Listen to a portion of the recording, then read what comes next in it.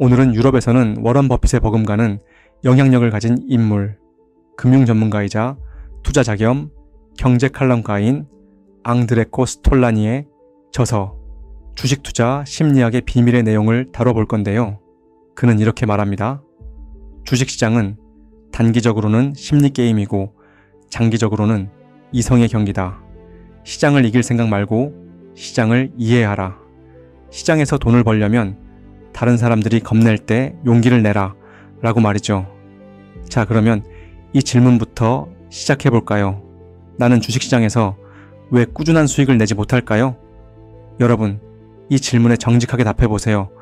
내가 주식을 사면 왜 떨어지고 팔면 왜 오를까요? 2025년 한국거래소 통계에 따르면 개인 투자자의 78%가 손실을 경험합니다. 거진 80% 손해라는 거예요.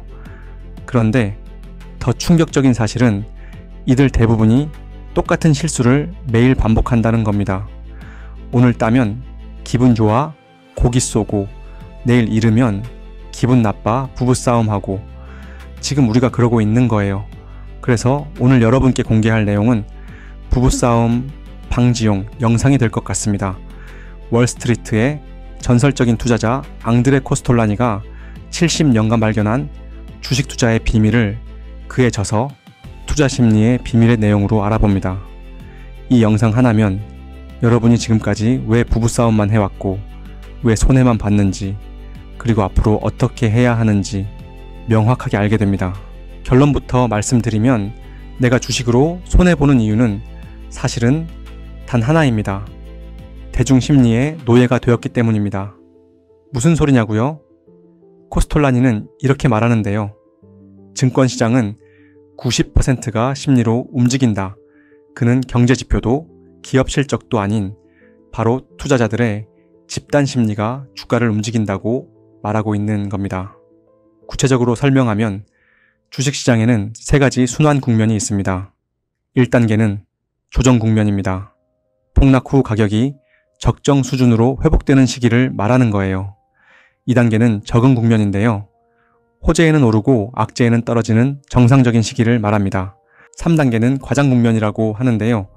모두가 열광하며 비이성적으로 가격이 치솟는 시기를 말합니다. 그런데 여기서 놀라운 반전이 있습니다. 성공하는 투자자는 이 흐름을 거꾸로 따라갑니다. 조정 국면에서 매수하고 과장 국면에서 매도하는 거죠.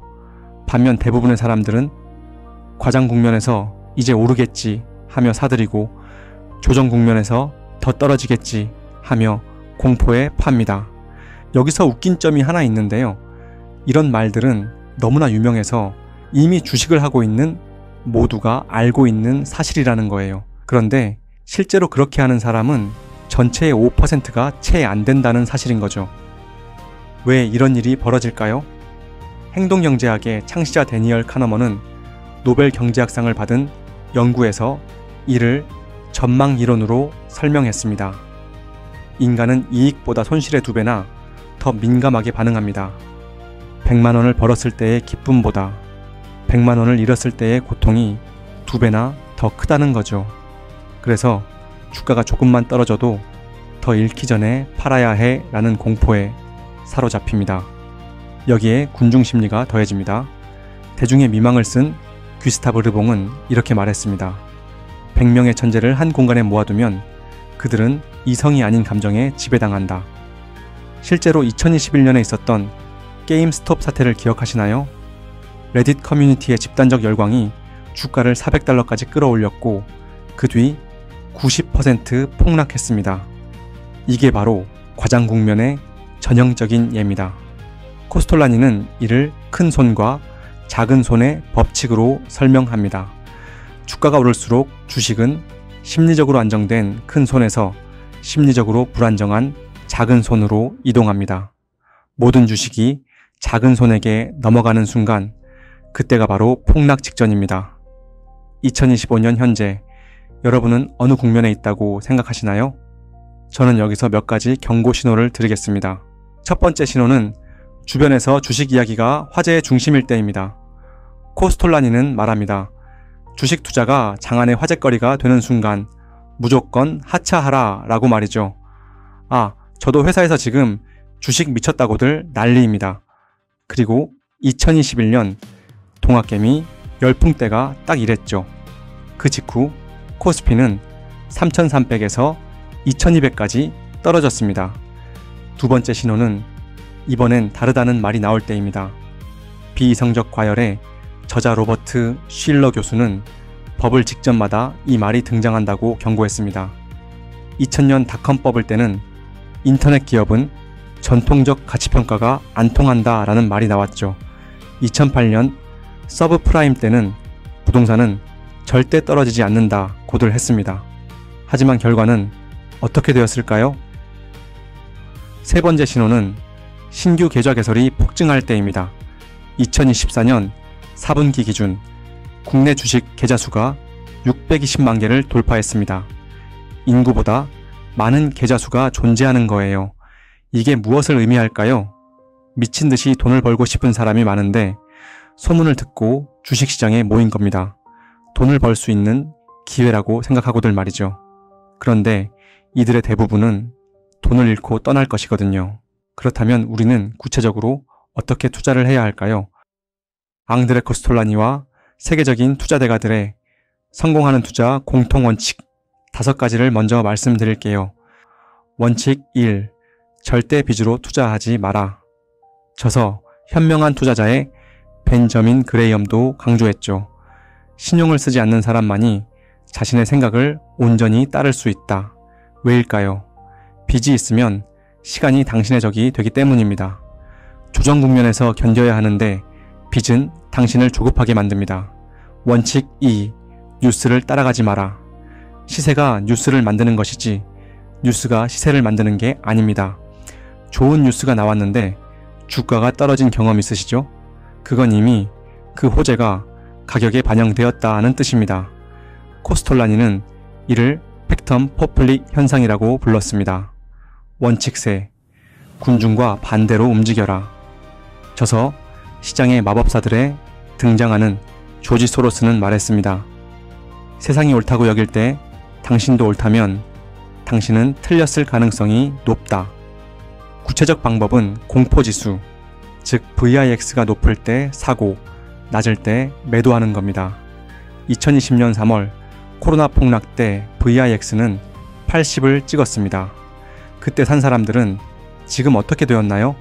1년 만에 자산을 2배로 불렸죠. 원칙 내, 심리와 더불어 펀더멘털을 함께 봐라. 코스톨라니의 공식은 시세는 결국 돈과 심리가 합해진 결과라는 겁니다. 2024년 현재 한국은행의 기준금리는 3% 이상입니다. 시중에는 돈이 충분합니다. 하지만 심리는요, 부동산 불안과 경기 침체 우려로 매우 비관적입니다. 이게 바로 기회의 시그널일 수 있습니다. 원칙 5. 장기적으로 생각하라. 코스톨라니의 투자 철학을 가장 쉽게 비추는 인물은 워렌 버핏입니다. 워렌 버핏은 이렇게 말했습니다.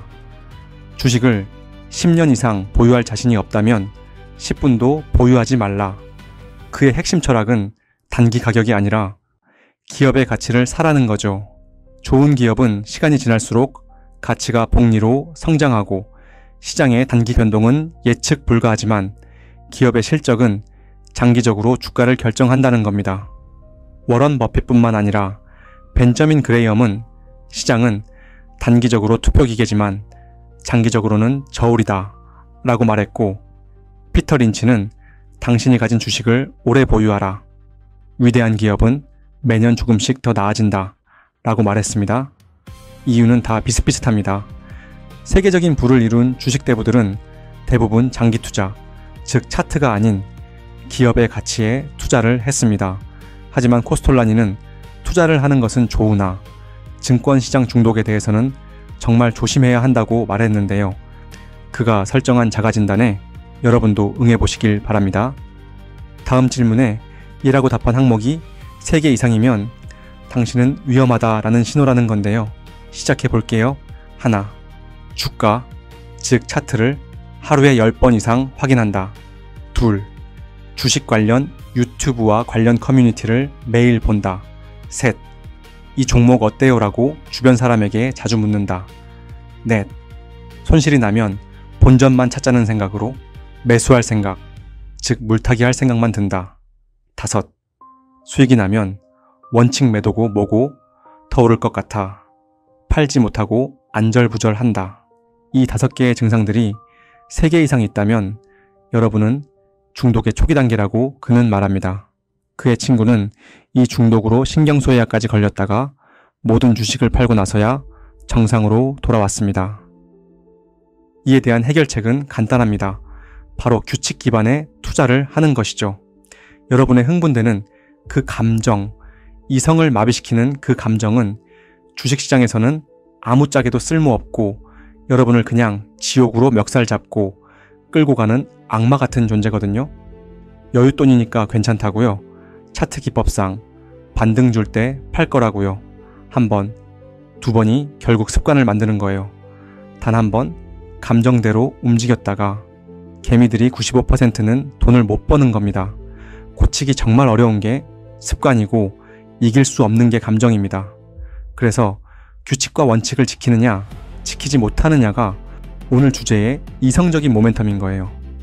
매수와 매도 규칙을 미리 정하고 감정이 아닌 규칙에 따라 기계적으로 움직이는 겁니다. 이것이 주식 투자의 정점에 있는 심리를 지키는 가장 중요한 방법 중에 하나인 거예요. 만약 내가 정한 규칙이 없다면 주식 투자를 멈추세요. 그건 투자가 아니라 투기일 뿐인 거 아시잖아요. 원칙을 정할 실력이 안 되면 일단 50만 원 이하의 돈으로만 투자하면서 시장을 1년 이상 경험하고 주식을 먼저 배우시길 바랍니다. 마지막으로 코스톨라니의 명언으로 마무리하겠습니다. 투자는 절대 도박이 되어서는 안 된다. 하지만 증권시장 없는 세상은 상상할 수 없다. 왜냐하면 바보들이 없다면 현명한 투자자는 어디서 이익을 얻겠는가. 잔인하게 들리지만 이게 시장의 본질입니다. 누군가의 손실은 누군가의 이익입니다. 당신은 어느 쪽이 되고 싶으신가요? 이 영상이 도움이 되셨다면 구독과 좋아요로 알려주세요. 다음 영상에서는 2025년 한국 증시 지금이 매수 타이밍인가? 를 데이터로 분석해 드리겠습니다. 투자는 심리 게임입니다. 하지만 그 게임의 규칙을 아는 사람은 승리할 수 있습니다. 대중심리의 노예에서 벗어나세요. 상위 5%, 여러분이 바로 그 사람이 되시길 바랍니다. 감사합니다.